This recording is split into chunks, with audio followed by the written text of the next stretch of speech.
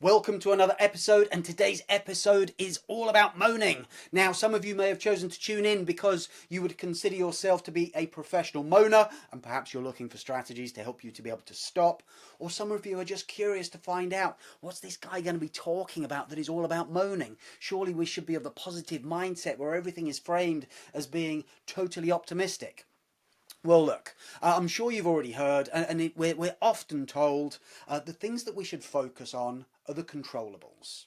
If you get too caught up in the weeds of the things that are outside of your control, it disempowers you from being able to take action. And there is a lot of truth in that. Now, the two things, and there are only two things that are in your control, one is what you choose to focus on, and the other is how much energy you put into it. And already I'm sure you can see there are some people who choose to focus on things that they moan about and they put too much energy into it. We only have to take to LinkedIn to start to look at the stream of updates to find recruiters who are moaning. Recruiters who are moaning about clients who don't value them, recruiters moaning about other recruiters who choose to send CVs without people's permission, recruiters complaining about candidates who ghost them and their perceptions of what professional looks like. All of these moans may have been constructed as a LinkedIn update, but ultimately these people are moaning. And when you catch yourself in a moan, it can help you to kind of like let go of some of that energy, let go of some of that negativity.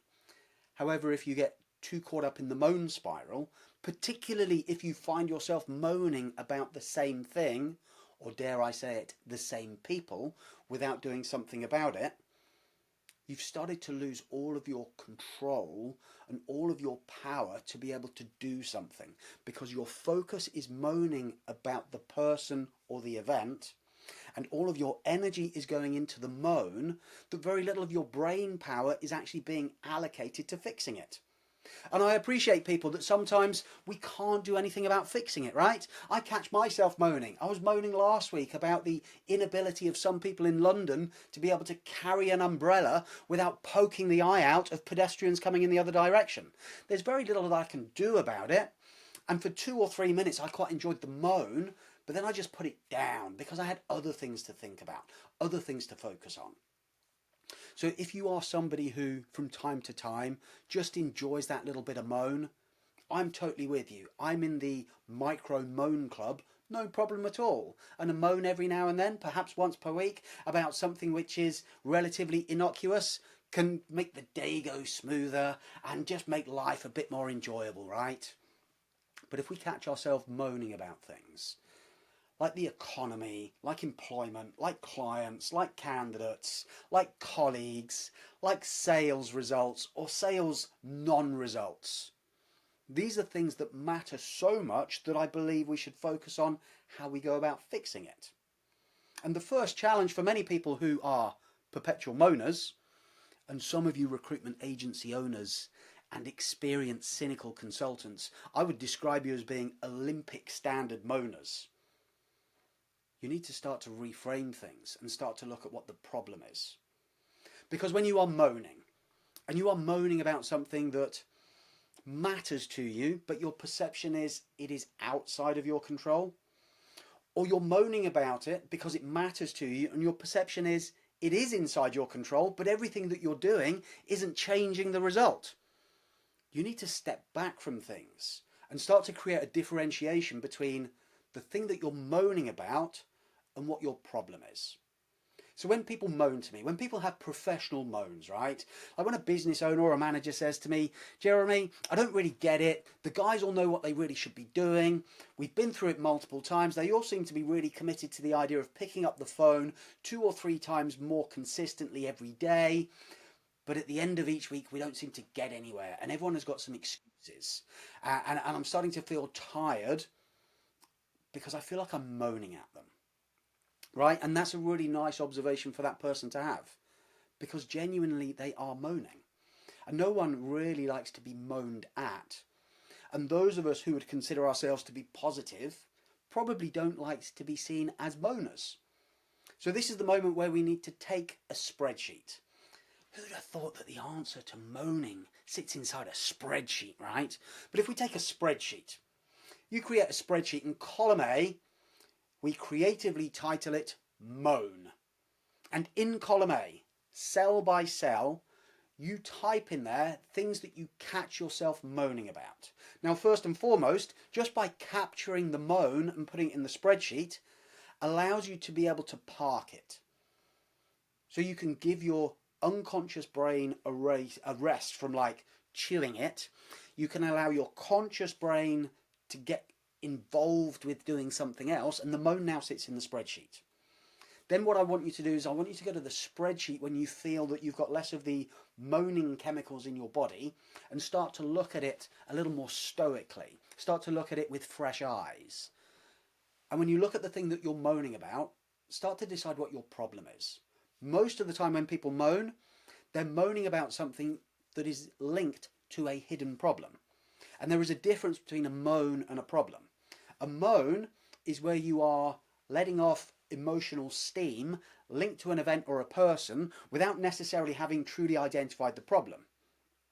So as you're moaning, like let's say your moan is about, why do these candidates choose to apply to these adverts, and yet when I start making contact with them, none of them get back to me. They all seem to be interested in the role because they applied to it, but then they become difficult to get hold of, right? That becomes a moan.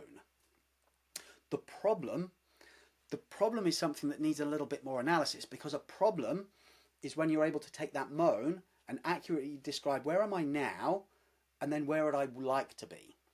And the change that you're looking for, that is the problem. Because what you can then see is something which is quantifiable, something which is impactful, and something that creates a goal around it rather than a moan. So for example, let's say 70% of the candidates who apply to my advert, when I reach out to them, I'm unable to get hold of them within 24 hours of their application. I would like to be able to reduce that so I only have a 25% ignore rate on my outreach to people who've applied to my advert. It's probably not the most exciting moan that I've drilled into here, but when somebody's able to say 70% of the people that I reach out to ignore me, I would like to reduce that to 25%. Maybe that becomes more plausible for you with your in-mail strategy when you're doing your candidate generation.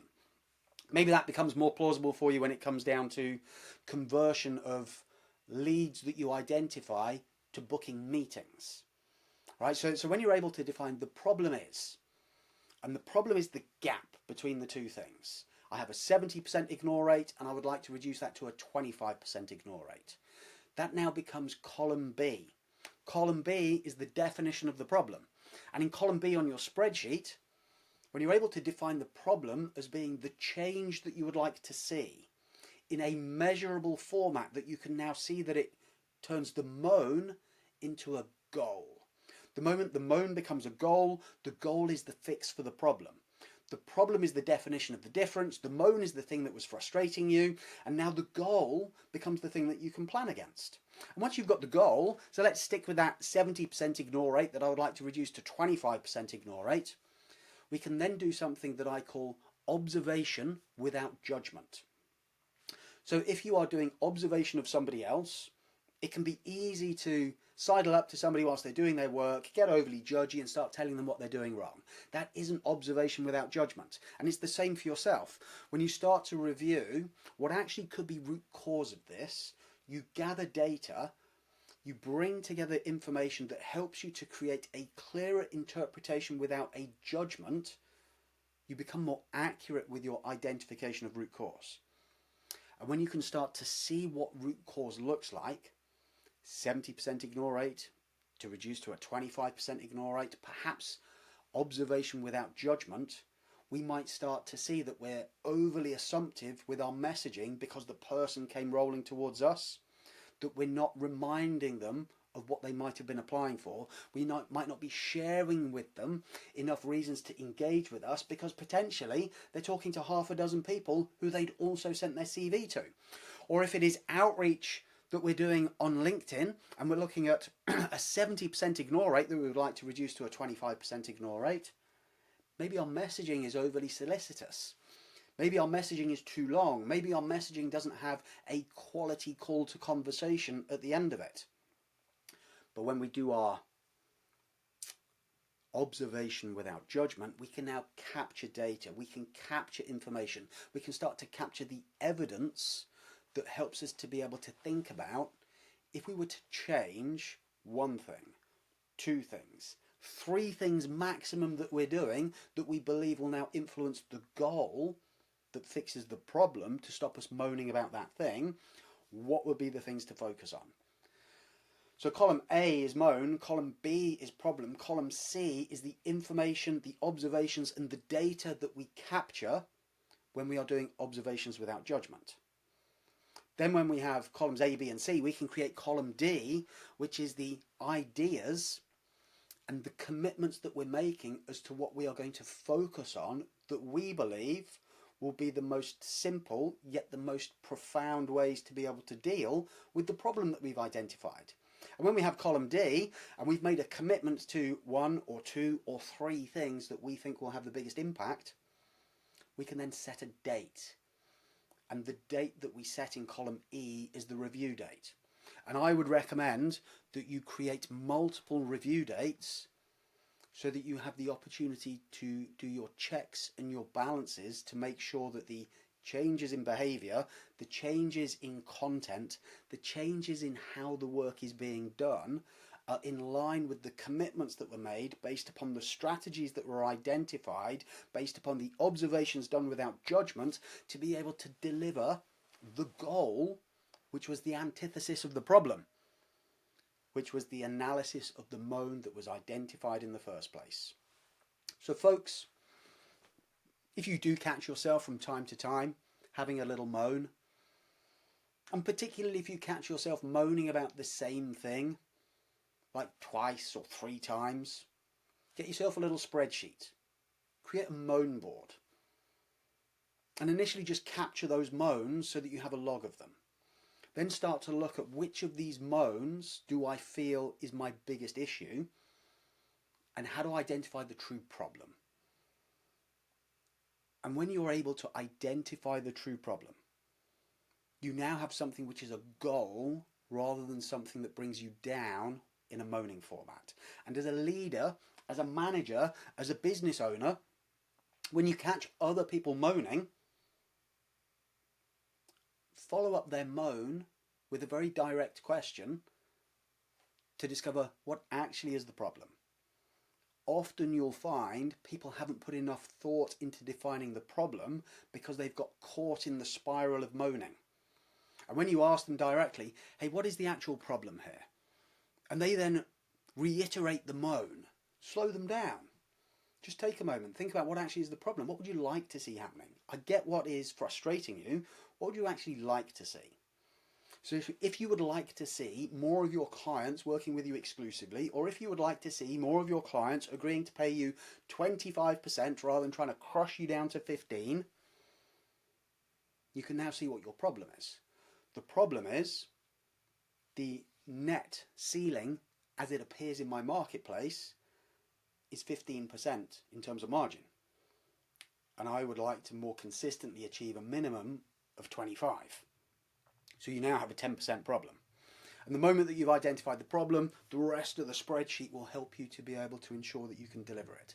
So as a business owner, you can help to be able to coach your team, you can coach yourself, and you can certainly help people get themselves out of that rut, getting out of the rut of moaning and finding the groove of identifying a problem to create a goal to then take action.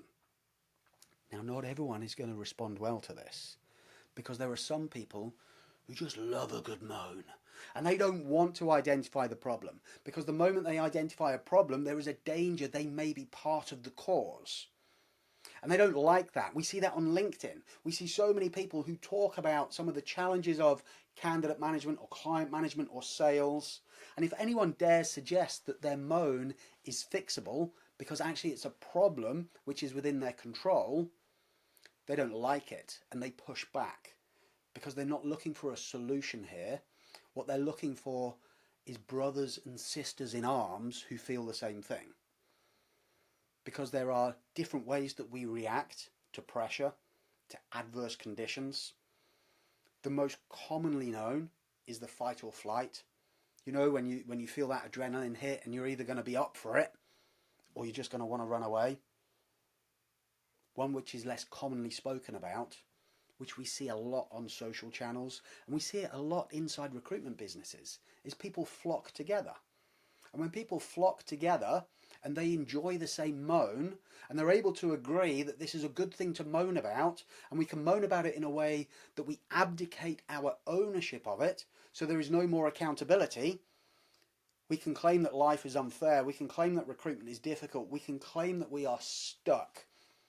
Not with a request to be unstuck or helped, because that's likely to be rebuffed.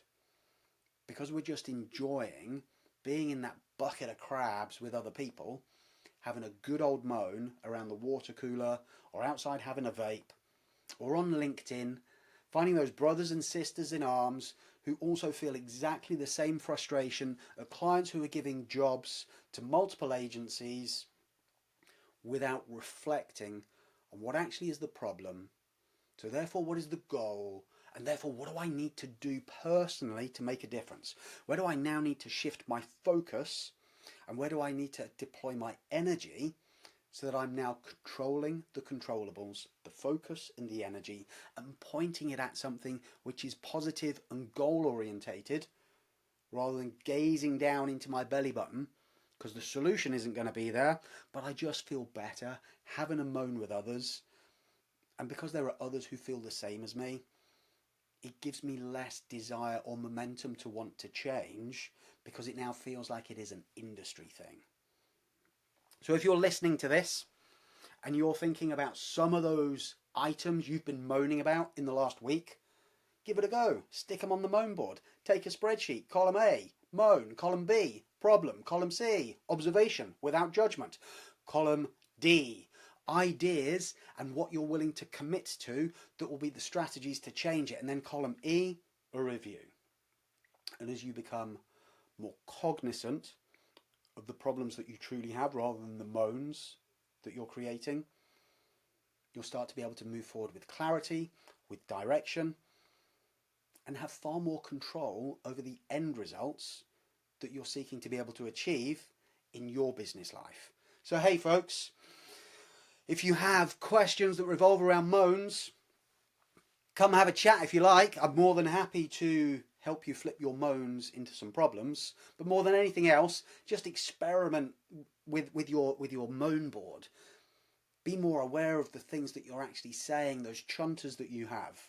Because some of them you'll have got so used to chuntering under your breath, you may have stopped thinking about how there is a potential for you to change it if you start to really analyse to identify what is the problem here.